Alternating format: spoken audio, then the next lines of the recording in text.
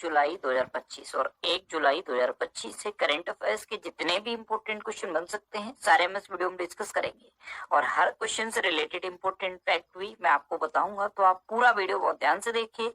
Last में आपसे question पूछूंगा, उसका आंसर आपको कमेंट बॉक्स में बताना है। तो चलिए स्टार्ट करते हैं। पहला क्वेश्चन है, हाल ही में अंतर्राष्ट्रीय क्षुद्र ग्रह दिवस कब मनाया गया है? तो अभी 23 जून को इंटरनेशनल एस्टेरॉयड डे यानी कि अंतर्राष्ट्रीय क्षुद्र ग्रह दिवस मनाया गया। तो उस क्वेश्चन का बी ऑप्शन सही है। अच्छा, ये मनाया क्यों जाता है? तो लोगों को क्षुद्र ग्रह से होने वाले संभावित खतरों और उनसे जुड़ी वैज्ञानिक संभावनाओं के बारे में जागरूक करने के लिए हर साल 23 जून को ये अंतर्राष्ट्रीय क्षुद्र ग्रह दिवस यानी कि इंटरनेशनल एस्टेरॉयड डे मनाया जाता है। जून का मंथ अब कंप्लीट हो गया है और पूरे जून के मंथ में इतने इंपोर्टेंट डे मनाए गए। एक बार फिर से मैं इनको आपको रिवाइज करा देता हूँ। 1 जून को विश्व दुग्ध दिवस मनाया गया था और अपना देश भारत दुनिया का सबसे बड़ा मिल्क प्रोड्यूसर है और भारत में उत्तर प्रदेश सबसे बड़ा मिल्क प्रोड्यूसर है। 2 जून को तेलंगाना स्थापना दिवस मनाया गया था। 3 जून को विश्व साइकिल दिवस मनाया गया। 4 जून को आक्रामकता के शिकार मासूम बच्चों का अंतर्राष्ट्रीय दिवस मनाया गया। 5 जून को विश्व पर्यावरण दिवस मनाया गया। विश्व पर्यावरण दिवस की इस बार थीम इंपोर्टेंट है। इस बार वर्ल्ड एनवायरनमेंट डे की थीम क्या थी? बीट प्लास्टिक पॉल्यूशन, और इसका होस्ट कंट्री कौन था? South Korea. 6 जून को विश्व कीट दिवस मनाया गया। 7 जून को विश्व खाद्य सुरक्षा दिवस मनाया गया। 8 जून को विश्व महासागर दिवस मनाया गया। 9 जून को विश्व प्रत्यायन दिवस मनाया गया। 10 जून को राष्ट्रीय जड़ी बूटी एवं मसाला दिवस मनाया गया। 11 जून को अंतर्राष्ट्रीय खेल दिवस मनाया गया। 12 जून को विश्व बाल श्रम निषेध दिवस और रूस दिवस मनाया गया। 13 जून को अंतर्राष्ट्रीय एल्बिनिज्म जागरूकता दिवस मनाया गया। 14 जून को विश्व रक्तदाता दिवस मनाया गया। 15 जून को वैश्विक पवन दिवस मनाया गया। 16 जून को अंतर्राष्ट्रीय पारिवारिक प्रेषण दिवस मनाया गया। 17 जून को विश्व मगरमच्छ दिवस मनाया गया।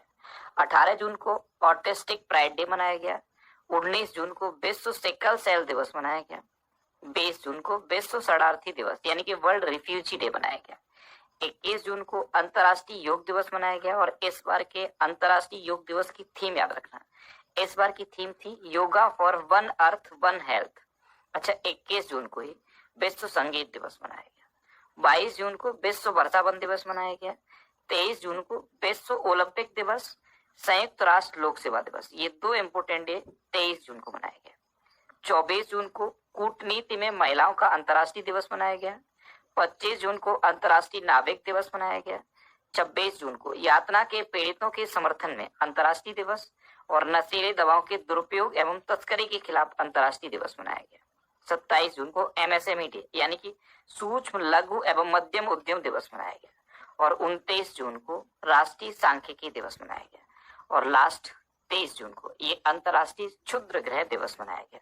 तो जून में इतने इंपोर्टेंट डे मनाए जाते हैं। इसमें ये जो मैंने ब्लू कलर में हाईलाइट कर दी ये जरूर याद रखना। ब्लू कलर वाले अक्सर एग्जाम में पूछे गए, वैसे आपको सारे याद रखने हैं। तो जून के सारे इंपोर्टेंट डे इसी तरह आपको याद होंगे। जब भी कोई इंपोर्टेंट डे आए आप उस मंथ के सारे इंपोर्टेंट डे बिल्कुल सीक्वेंस में रिवाइज करो। जिस सीक्वेंस में मैं आपको रिवाइज कराता हूँ उसी तरह आप सीक्वेंस में रिवाइज करो, आपको ये इंपोर्टेंट डे याद हो जाएंगे। अच्छा, मैं आपको डेली बोलता हूँ, मॉर्निंग में उठकर सबसे पहले अपने लिए टारगेट फिक्स करो, चाहे छोटा सा ही टारगेट फिक्स करो, लेकिन डेली मॉर्निंग में उठकर सबसे पहले अपने लिए टारगेट फिक्स करो और फिर अपना पूरा दिन उस टारगेट को अचीव करने में लगा दो। आपकी लाइफ ऑटोमेटिकली अच्छी हो जाएगी। नेक्स्ट क्वेश्चन है, हाल ही में किसे 2025 स्काई ट्रैक्स अवार्ड्स में दुनिया की सर्वश्रेष्ठ एयरलाइन का खिताब मिला? तो ये कतर एयरवेज को मिला है। दुनिया की सर्वश्रेष्ठ एयरलाइन का खिताब कतर एयरवेज को मिला। तो उस क्वेश्चन का सी ऑप्शन सही है। ये तो दुनिया की सर्वश्रेष्ठ एयरलाइन बन गई कतर एयरवेज। अच्छा, अभी जब अहमदाबाद में विमान हादसा हुआ था उसके कुछ दिन बाद मैंने आपको एक इंपोर्टेंट क्वेश्चन बताया था कि दुनिया की सबसे सुरक्षित एयरलाइन कौन सी है? ये क्या है? ये दुनिया की सर्वश्रेष्ठ एयरलाइन है कतर एयरवेज। अगर आपसे पूछा जाए कि दुनिया की सबसे सुरक्षित एयरलाइन कौन सी है तो क्या बताओगे? Air New Zealand. एयर न्यूजीलैंड दुनिया की सबसे सुरक्षित एयरलाइन है और दुनिया की सर्वश्रेष्ठ एयरलाइन कौन सी है? Qatar Airways. दोनों याद रखना। नेक्स्ट क्वेश्चन है, हाल ही में किसने 5 परोपकारी संस्थाओं को $6 अरब का बड़ा दान देने की घोषणा की? तो ये वारेन बफेट ने की है। तो इस क्वेश्चन का बी ऑप्शन सही है। ये है वारेन बफेट। ये एक प्रसिद्ध इन्वेस्टर है, निवेशक हैं और अरबपति कारोबारी हैं। इन्होंने अभी 5 परोपकारी संस्थाओं को $6 अरब का दान देने की घोषणा की। नेक्स्ट क्वेश्चन है, हाल ही में किसने H2A रॉकेट से जलवायु परिवर्तन निगरानी उपग्रह प्रक्षेपित किया? तो ये जापान ने किया है। H2A रॉकेट से जलवायु परिवर्तन निगरानी उपग्रह GOSAT-GW इसको सफलतापूर्वक प्रक्षेपित किया है जापान ने। तो इस क्वेश्चन का सी ऑप्शन सही है। अब जापान, तो ये है मैप में जापान। जापान की कैपिटल क्या है? टोक्यो। जापान की करेंसी है येन और जापान के प्राइम मिनिस्टर हैं शिगेरू इशिबा। अच्छा, जापान में भारत के राजदूत हैं सिबी जॉर्ज। कौन है? सिबी जॉर्ज। जापान की जनसंख्या में लगातार 14वें साल गिरावट देखी गई। जापान ने 6 घंटे में 3D प्रिंटेड रेलवे स्टेशन बना दिया। जापान क्रिप्टो परिसंपत्तियों को वित्तीय उत्पादों के रूप में कानूनी दर्जा देगा। विश्व की सबसे वृद्ध महिला टोमिको इटुका का 116 वर्ष की उम्र में निधन हुआ है। जापान ने भारतीय स्टार्टअप के साथ मिलकर अंतरिक्ष मलबे से निपटने के लिए लेजर से लैस उपग्रहों का अध्ययन करने का फैसला किया। नागालैंड के 25वें हॉर्नबिल महोत्सव में जापान को साझेदार देश के रूप में घोषित किया गया और टाइफून सांसान के कारण जापान में हाई अलर्ट जारी किया गया। नेक्स्ट क्वेश्चन है, भारत का विदेशी ऋण कितने प्रतिशत बढ़कर 736.3 अरब डॉलर हो गया है? तो जो भारत का विदेशी ऋण है ये 10% बढ़कर 736.3 अरब डॉलर हो गया। तो इस क्वेश्चन का बी ऑप्शन सही है। नेक्स्ट क्वेश्चन है, किसे धर्म चक्रवर्ती की उपाधि दी गई? तो प्रधानमंत्री नरेंद्र मोदी को अभी धर्म चक्रवर्ती की उपाधि दी गई। तो इस क्वेश्चन का ए ऑप्शन सही है। प्रधानमंत्री मोदी को जैन संत आचार्य श्री 108 विद्यानंद जी महाराज की जन्म शताब्दी समारोह के अवसर पर धर्म चक्रवर्ती की उपाधि से सम्मानित किया है। नेक्स्ट क्वेश्चन है, किसने गढ़वाल राइफल्स के कर्नल ऑफ द रेजिमेंट का पदभार संभाला? तो ये है DS राणा। कौन है? DS राणा। कौन है? ये है। इन्होंने अभी गढ़वाल राइफल्स के कर्नल ऑफ द रेजिमेंट का पदभार संभाला। तो इस क्वेश्चन का बी ऑप्शन सही है। अच्छा, क्रिस्टी कोवेंट्री ये IOC की पहली महिला और अफ्रीकी अध्यक्ष बनी। प्रोफेसर सुमन चक्रवर्ती को IIT खड़गपुर का निदेशक नियुक्त किया गया। अनंता चंद्रकासन ये MIT में पहले भारतीय मूल के प्रोवोस्ट बने। अनुराधा ठाकुर को सेबी बोर्ड में नियुक्त किया गया। ब्रिटेन की खुफिया एजेंसी MI6 ने पहली महिला प्रमुख ब्लेज मेट्रेवेली को नियुक्त किया।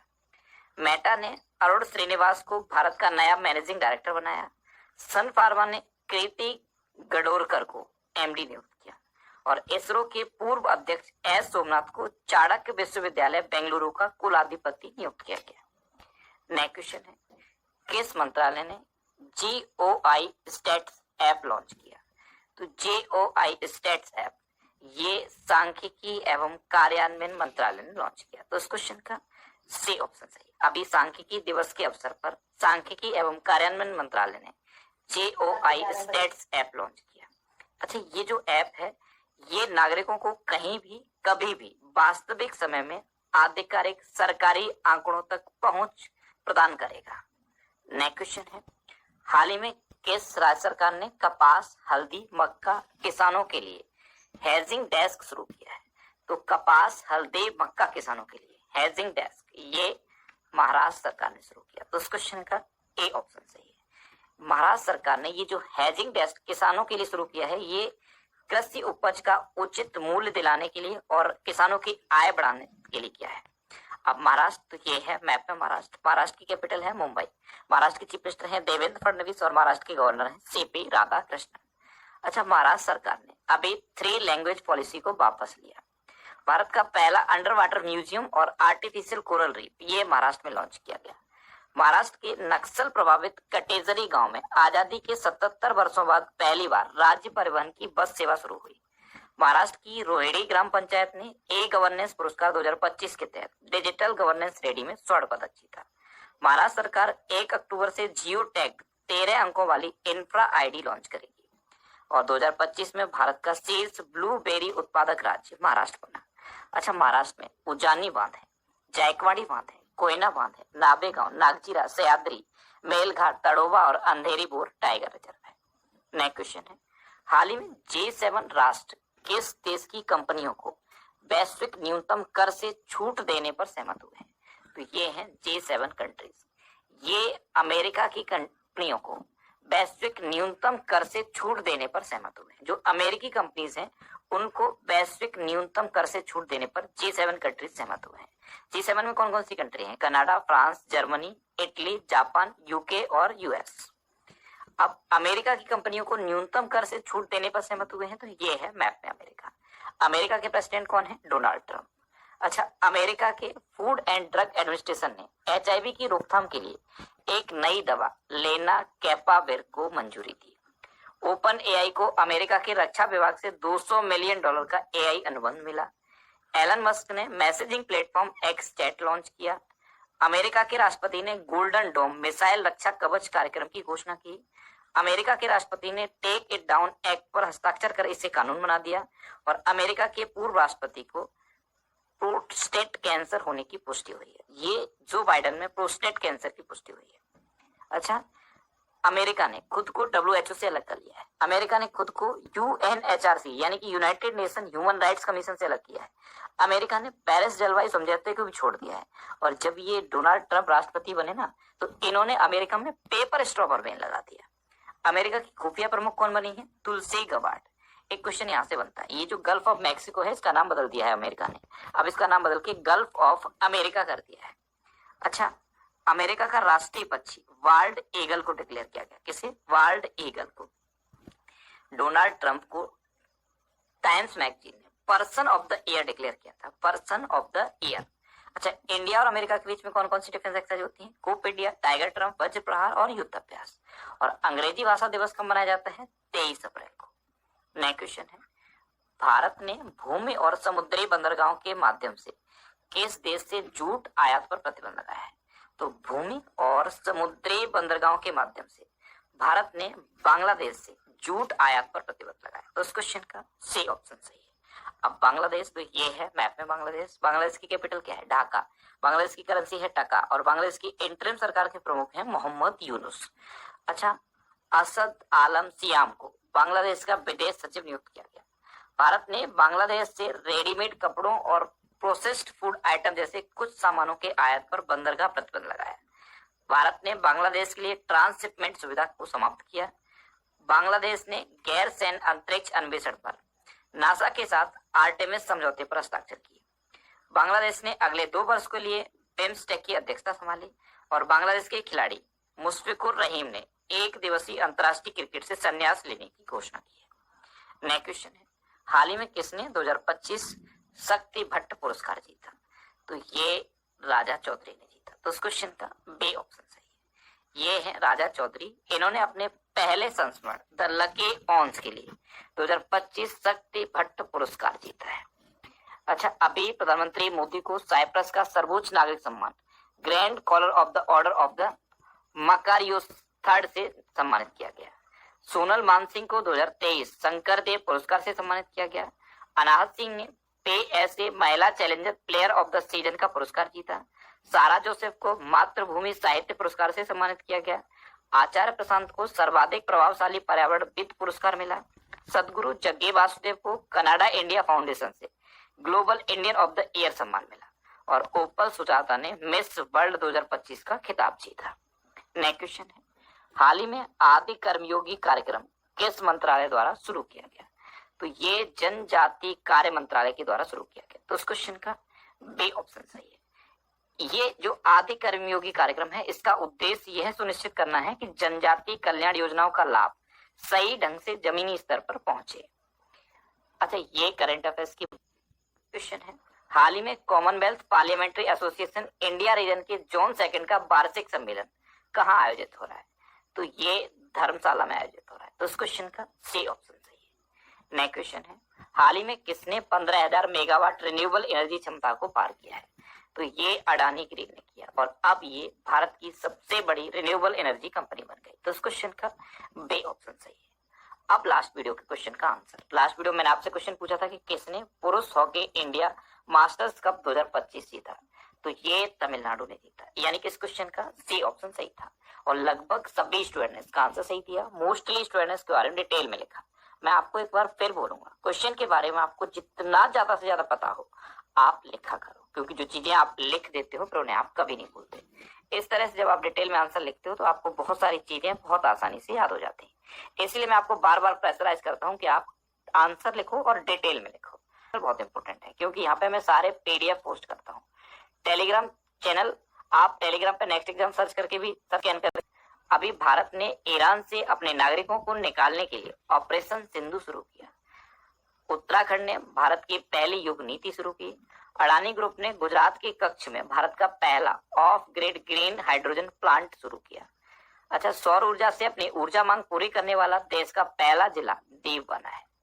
भारत और अमेरिका की वायुसेना के बीच अभ्यास टाइगर क्लॉ संपन्न हुआ। वार्षिक कटारगामा ऐसाला महोत्सव ये श्रीलंका में हुआ। डॉक्टर एस मुक्कमाला को अमेरिकन मेडिकल एसोसिएशन का अध्यक्ष चुना गया। नासा के एयर स्पेस प्रोग्राम को पूरा करने वाली पहली भारतीय डांगेटी जानवी बनी। महेंद्र सिंह धोनी को आईसीसी हॉल ऑफ फेम में शामिल किया गया। जम्मू कश्मीर में त्राल वन्यजीव अभ्यारण्य को इको सेंसिटिव जोन नामित किया गया।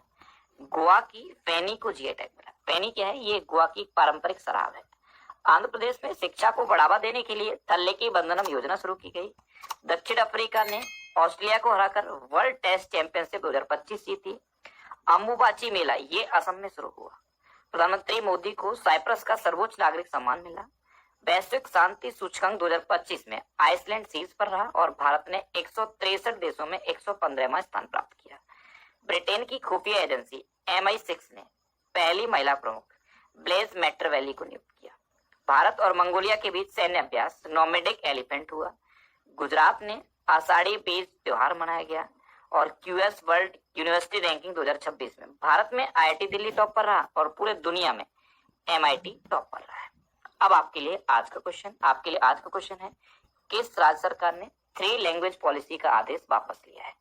4 ऑप्शन दिए गए, इनमें से आपको अपना आंसर बताना है। और इसके अलावा हम हमारे फेसबुक पेज पर previous year question daily post करते हैं। आपको ये वीडियो कैसा लगा प्लीज कमेंट बॉक्स में जरूर बताना।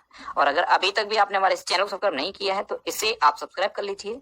आपको इस चैनल से निश्चित ही मदद मिलेगी। जब भी आप इसे सब्सक्राइब करेंगे तो बराबर में एक बेल आइकन बन के आएगा, आप उस बेल आइकन पर जरूर क्लिक कर लें जिससे कि आपको डेली मॉर्निंग में करंट अफेयर्स की वीडियो मिलती रहे।